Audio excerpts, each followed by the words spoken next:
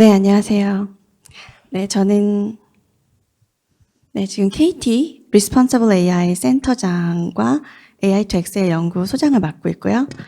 대통령 직속 디지털 플랫폼 정보위원과 개인정보보호위원회 위원을 하고 있습니다.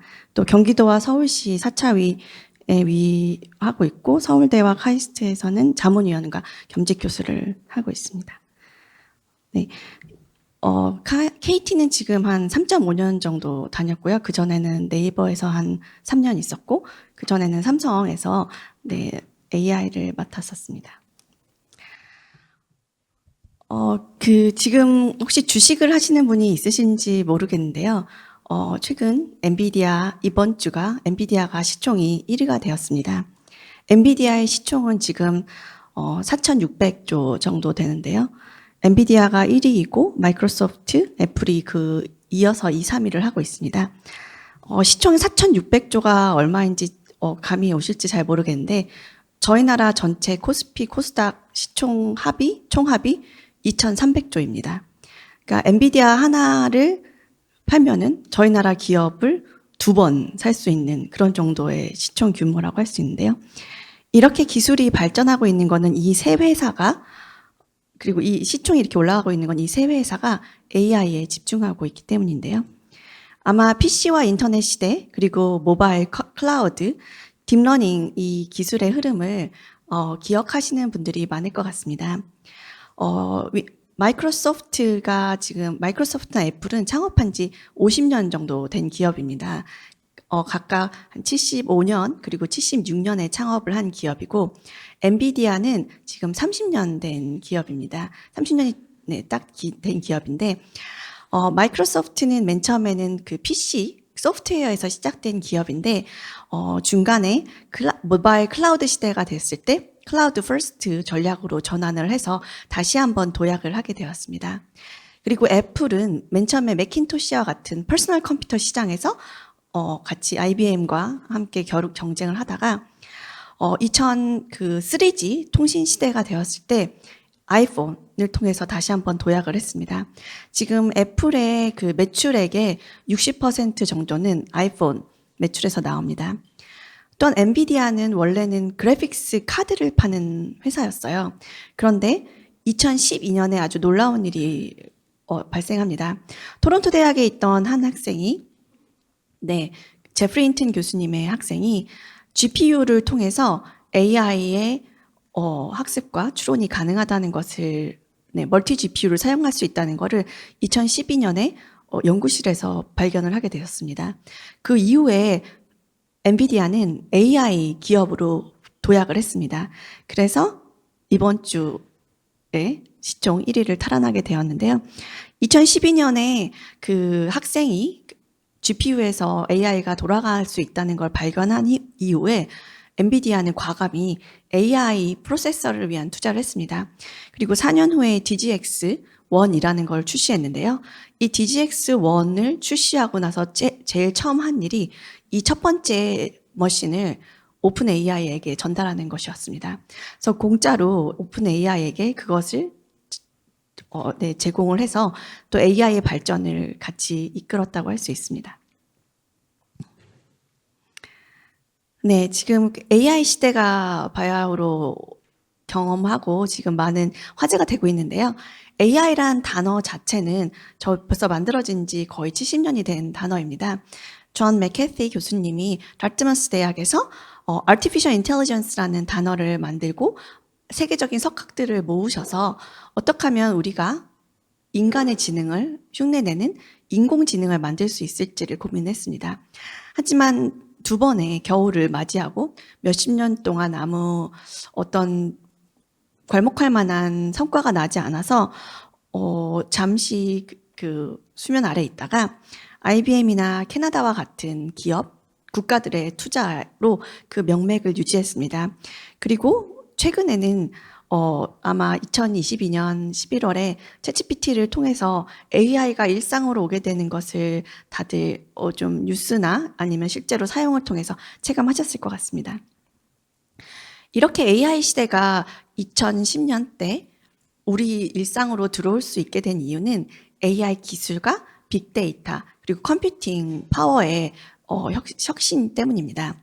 AI 알고리즘에 대한 혁신은 지난 70년간 멈춘 적은 없습니다.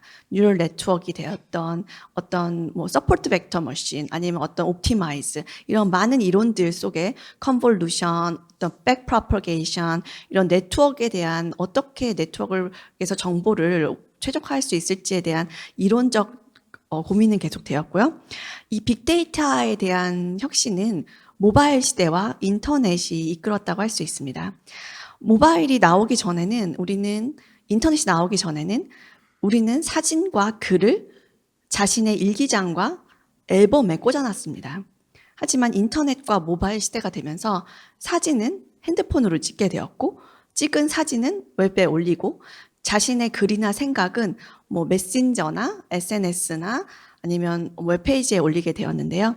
이렇게 모아진 사진과 글은 바로 AI가 활용할 수 있는 데이터가 되었습니다. 또한 아까 제가 잠시 말씀드린 엔비디아와 같은 회사들이 빠르게 자신의 프로세싱 유닛이 AI에 적합하다는 사실을 알게 되었을 때 AI를 위해서 전폭적으로 기술을 투자했습니다. 그래서 챗GPT의 신드롬을 많이 경험을 하셨을 텐데요. 2022년 11월에 출시되자마자 정말 많은 5일 만에 100만 사용자가 생기고 지금은 몇십억의 사용자가 있는 서비스가 되었습니다.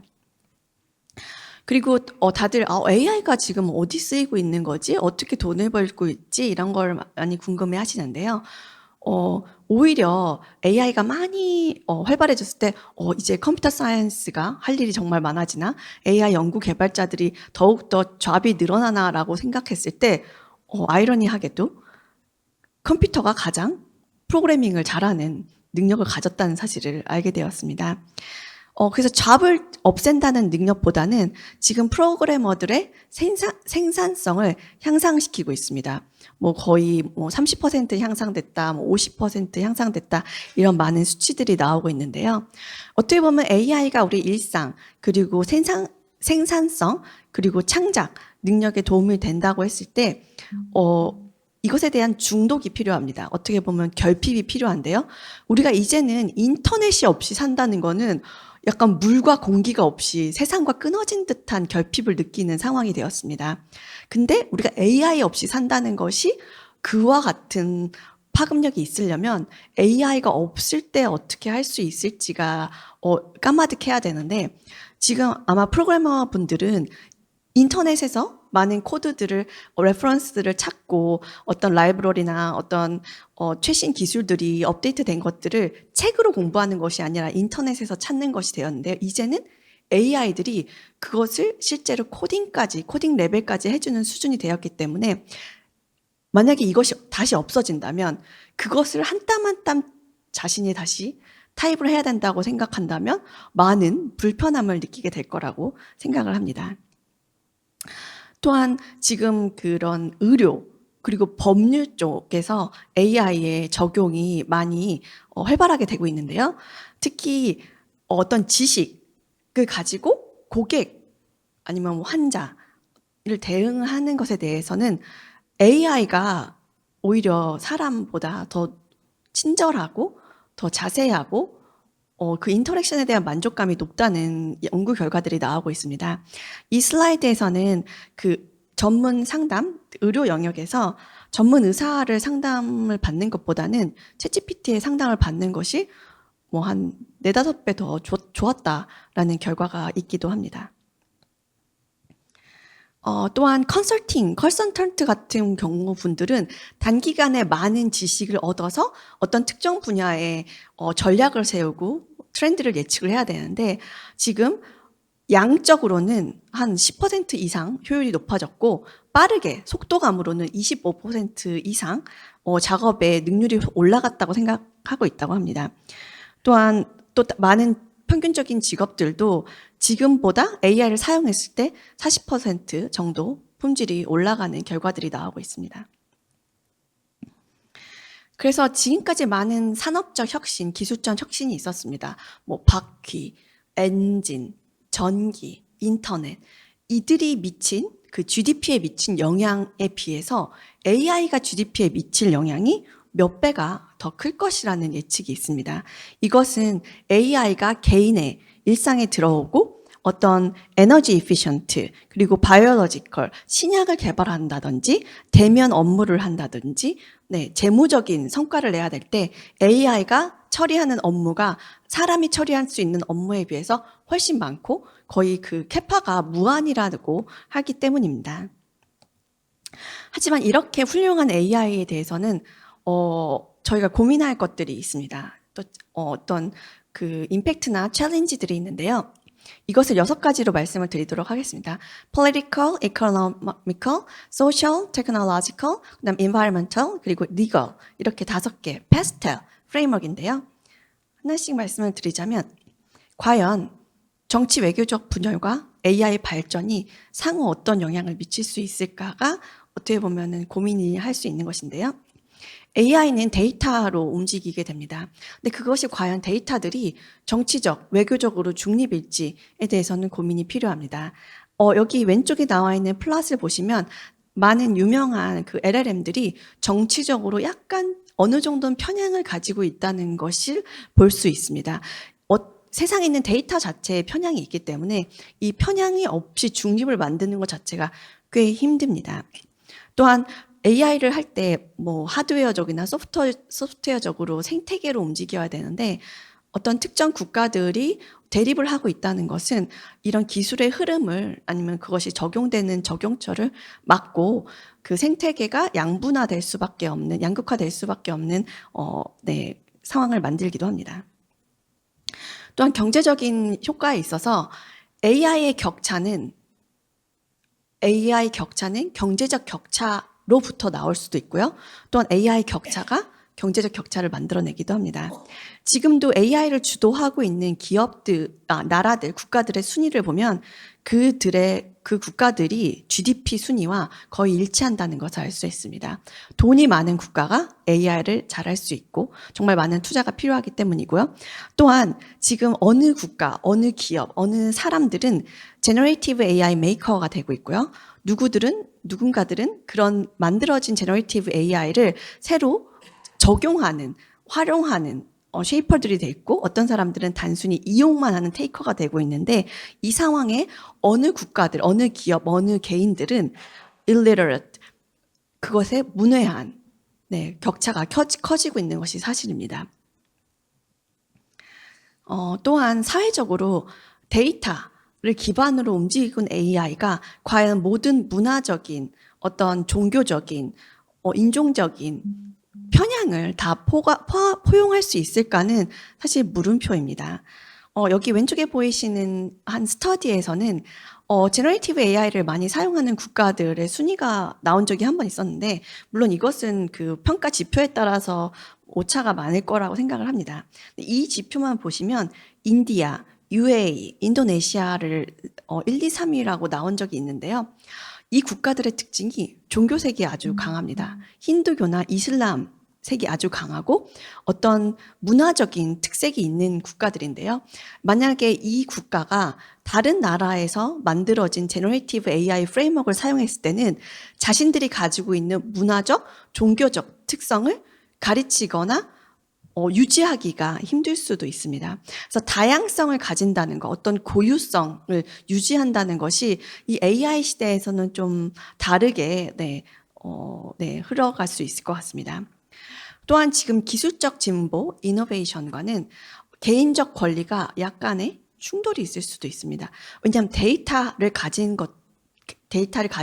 그 권리를 가진 주체들이 개인일 수도 있고 기업일 수도 있는데요. 창작에 쓰일 때 이것이 과연 저작권이나 어떤 개인 정보에 대해서 자유로울 수 있는지는 지금 많은 정책적인 고민들을 하고 있는 바입니다. 그리고 환경적인 이런 이슈도 저희가 꼭 고려를 해야 되는데요. 그 큰 large language 모델을 트레이닝하는 데 필요한 전력 규모가 미국 전 미국의 전 국민이 122년 동안 사용할 수 있는 전력과 맞먹는 규모라고 나온 스터디가 있었고요.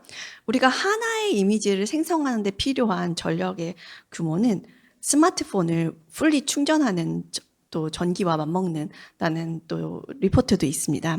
그래서 우리가 많은 데이터 센터, 많은 데이터들을 AI가 처리하게 됐을 때 우리가 어떻게 하면 이것이 환경적으로 서스테이너블 할 수 있을지, 지속 가능할 수 있을지는 기술을 하는 쪽, 그리고 정책, 이런 환경 쪽에서도 많은 고민이 필요할 것 같습니다. 마지막으로 법적인 이슈인데요. 이 기술의 혁신은 사회적, 그리고 어떤 법적인 컨센서스가 필요합니다. 근데 지금 AI 기술은 어떤 나라에서 개발을 했다고 해서 그 나라에서 사용되기보다는 정말 전 세계로 흘러가게 됩니다. 근데 전 세계 나라마다 법제도의 체계가 많이 다릅니다. 어느 나라는 예를 들어서 민법이 중요한 나라가 있고요. 어느 나라는 형법이 중요한 나라가 있고, 어느 나라는 일단 법적인 제도가 마련이 돼야지 기업이 그 법제도 위에서 플레이를 할 수가 있고, 어떤 나라 같은 경우는 그것에 대해서 좀 더 자유로운 이런 그런 법률적인 제재가 기업의 이노베이션과 어떤 균형을 맞추는 것이 지금 각 나라들의 고민이라고 할 수 있습니다. 2024년 올해에는 저희가 AI 서울 서밋을 개최했습니다. 이것의 시작된 시초는 2023년 AI 세이프티 서밋 영국에서 열었던 것인데요. 이때 프론티어 AI라는 것이 한번 이제 프레젠테이가 됐었는데요. 성능이 정말 너무 좋기 때문에 혹시 심각한 위험을 초래하지 않을까라는 그런 우려, 걱정을 전 세계적으로 같이 대응을 하자라는 그런 움직임이 있기는 합니다. 이런 리스크는 정말 AI가 학습하는 과정부터 서빙하는 모든 과정에 존재를 하는데요. 프리트레이닝 하는 단계 데이터에서 들어갈 수 있고, 오프라인에서 서버에서 트레이닝 될 때, 그리고 사용할 때 이런 미스유즈가 일어날 수도 있고, 어떤 우리가 생각하지 예상하지 못한 쪽으로 AI가 결과를 낼 수도 있고 활용이 될 수도 있는 것도 사실입니다. 그렇기 때문에 지금 Responsible AI, 어떻게 하면 이 리스크를 미티게이트 할 수 있을지에 대한 많은 고민들이 있고, 유럽 같은 경우는 이렇게 리스크를 4등급으로 분류를 하기도 하고요. 미국과 같은 경우는 작년 10월에 이렇게 8개의 프레지던셜 이그제큐티브 오더를 내리기도 했습니다. 우리나라 같은 경우도 과학기술정보통신부에서 12대 전략기술 중에 AI가 있고, 그 AI의 4대 중점 기술 중에 하나는 안전실내 AI입니다. 그 안전실내 AI의 요소 기술로는 데이터 편향성을 감지하고 공정성을 검증하는 기술, 또한 설명 가능한 AI 기술, 그다음에 시스템 오남용과 오작동을 방지하는 기술들이 있습니다. 네, 그리고 각 기업들도 이것에 대해 상응하는 AI의 안전함에 대해서 접근을 하고 있는데요. 언어 모델, 그리고 대화에 있어서 이미지 생성에 있어서도 그것에 대해서 적용을 하고 있습니다.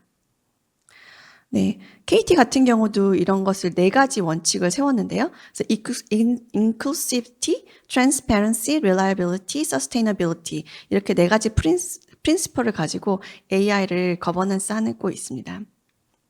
넘어갈 텐데요. 네, 이것은 참고로 알아두시면 좋을 텐데요. 지금 AI에 대한 리스크는 데이터에도 있을 수 있고, 모델에 있을 수도 있고, 아웃풋에 있을 수도 있고, 시스템적인 것에도 있을 수 있습니다. 그럼 데이터 같은 경우는 compliance, 어떤 사회적 윤리나 가치관, 그리고 법적인 것에 compliant 해야 되고요. 또 모델은 reliable 해야 되고, 아웃풋 같은 경우는 safe, 사용하기도 그 결과에 있어서 세이프할 수도 있고 사용자에게 위험을 끼치지 않아야 되고요. 이런 시스템적인 안정화도 아주 중요합니다. 지금까지 약간 AI의 트렌드와 AI의 지금 어떻게 보면 Responsible AI에 대한 사회적 그런 책임이나 흐름에 대해서 말씀을 드렸는데요. 이런 제너레이티브 AI와 교육은 과연 어떻게 관련이 있을까를 한번 잠시 말씀을 드리자면, 제너레이티브 AI가 실제로 많이 노출되고 있는 분야가 교육입니다. 학생들이 정말 많이 쓰고 있다는 것이 그 챗GPT 트래픽에서 나타난다고 하는데요. 물론 이런 통계 자료가 그거를 완전 그 코잘리티를 볼 수는 없겠지만 일단 방학이 될 때보단 학기 중에 AI 활용이 훨씬 화려하고 아마 특히 숙제나 뭐 기말, 중간고사 때 그 픽이 올라간다는 통계도 있었던 것 같습니다. 또한 어떤 특정 그 리서치에서는 제너레이티브 AI가 영향을 미치는 직업에 있어서는 상위 10 직업 중에 8개의 직업이 교사, 가르치는 직업이었는데요. 뭐 English Language Literature Teacher 또는 Foreign Language and Literature Teacher, History, Law, Philosophy,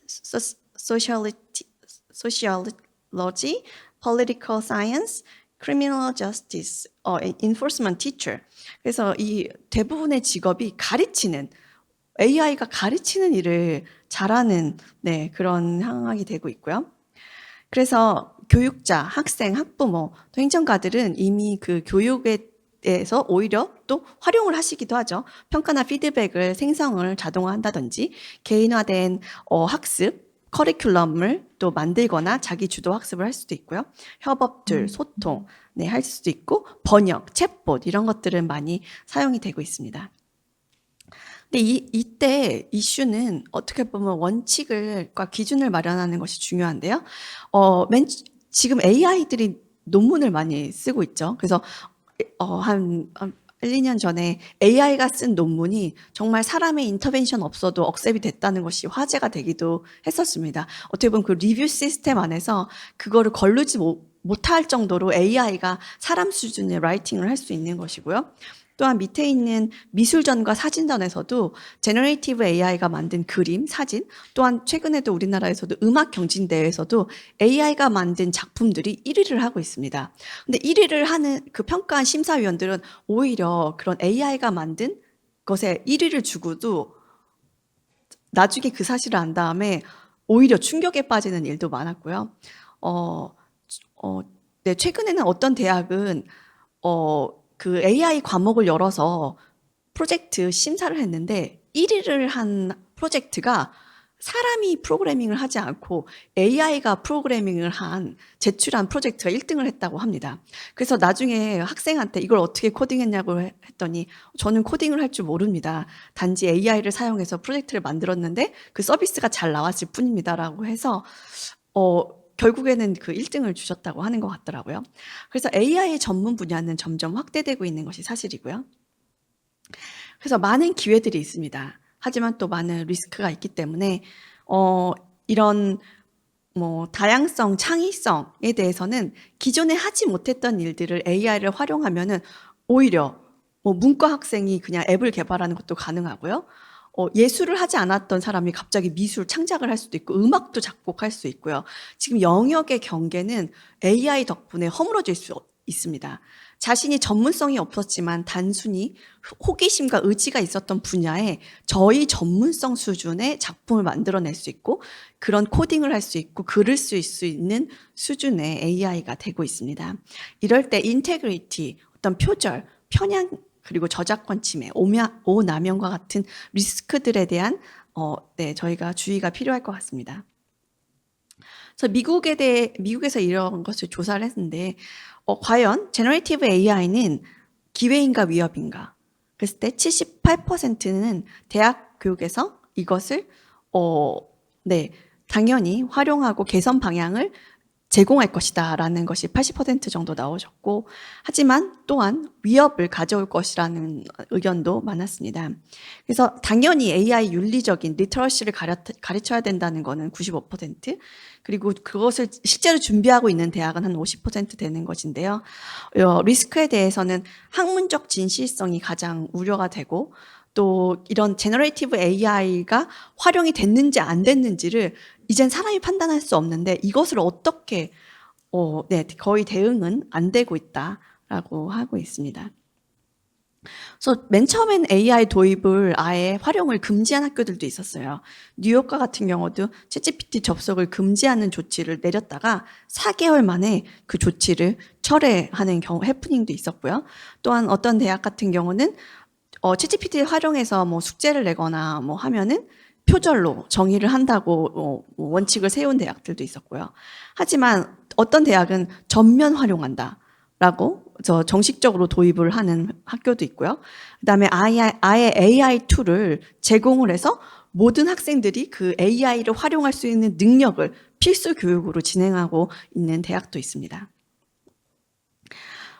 근데 어쨌든 그런 리스크에 대한 해칭, 리스크를 저희가 대응할 수 없어서, 약 보수적인, 대응책으로는 일단 집에서 하는 과제는 없다.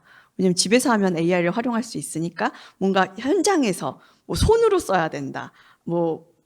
이런 식으로 좀 리스크를 해결하시는 분들도 있고, 제너레이티브 AI가 잘 쓸 수 있는 에세이 주제, 시험 문제가 제너레이티브 AI가 못할 것 같은 걸로 제출하는 경우도 있다고 합니다. 근데 이것에 대해서는 좀 한계가 있을 것 같고요. 또한 제너레이티브 AI가 모를 것 같은 최신 기술이나 아니면 교수님이 내가 한 말에서만 내는, 나는 인터넷에 공개한 적이 없는 그런 것들만 활용하는 과제도 진행하고 있다고 하는데요. 호주 같은 경우는 아예 교육 현장에 인공지능을 활용할 수 있도록 국가 기본 계획도 발표했다고 하는데요. Teaching, Learning, Human Social Well-being, Transparency, Fairness, Accountability, Privacy, Security, Safety에 대한 원칙들을 세워서 호주에 있는 교육기관들은 인공지능을 활용하는 것에 대해서 적극적으로 추진하고 있는 것으로 보입니다. 네. 마지막으로는 잠시 어떻게 KT에서는 이런 AI를 활용해서 교육을 지원할 수 있을지 고민을 하고 있는 것을 말씀드리자면, 전통 교육 당연히 너무 언제나 교육은 중요했고 앞으로도 중요할 것 같습니다. 근데 이제는 AI와 데이터를 활용해서 참여적인 교육, 맞춤, 개인화, 개별화, 그리고 미래 기술들을 더 빠르게 적용하고 실무를 가르치는 거, 교과서 위주라기보다는 산업 현장의 데이터들과 커리큘럼을 더욱더 빠르게 교육 현장에 넣어서 정말 성장을 주도적으로 할 수 있는 그런 교육을 할 수 있는 것이 방향이 아닐까 하고 있고요. 이것을 위해서 초개인화 맞춤형 러닝 매니지먼트 시스템을 같이 개발을 한다든지, 아니면은 어떤 데이터들이나 학습 그런 머티리얼들을 클라우드로 올려서 공유가, 그리고 활용이나 그 AI가 오히려 더 활용을 해서 교육 자료도 자동으로 만들게 할 수 있다든지, 아니면 이런 학교 간 아니면은 어떤 그 자료가 공유되는 플랫폼 간의 표준 기술을 적용한다든지, 아니면 가르침에 있어서 상담에 있어서 large language 모델을 적극적으로 활용할 수 있는 것을 지원하고자 합니다. 그래서 저희가 KT가 가진 그 믿음, large language 모델이 그런 것들을 위해서 활용이 되고 있는데, 잠깐 특징을 설명을 드리자면, 저희가 그 large language 모델 믿음을 만들 때 KT는 정말 많은 파트너분들을 가지고 있기 때문에 그 파트너분들이 이미 요구사항들을 많이 주셨습니다. 그래서 신뢰 가능해야 되고, 편리성이 있어야 되고, 효율성이 있어야 되고, 맞춤형이어야 된다는 것을 맞춰서 저희는 그런 신뢰성을 갖출 수 있는 기술들을 다큐멘트 AI나 서치 AI나 팩트가르트 AI에 대해서 지속적으로 추진을 하고 있고요. 또한 AI를 모르는 분들도 활용할 수 있는 편리성을 가지기 위한 툴 개발도 노력을 하고 있습니다. 또한 이런 AI에 대한 코스트를 낮추기 위해서 효율성에 대한 것도 하고 있고요. 특히 교육은 또 중요한 어플리케이션이기 때문에 어떻게 하면 믿음뿐만 아니라 다양한 파운데이션 모델을 그 교육 현장에 특화된 프라이빗 데이터를 사용해서 프라이빗 AI를 만들 수 있을지도 저희가 고민하고 있는 바입니다.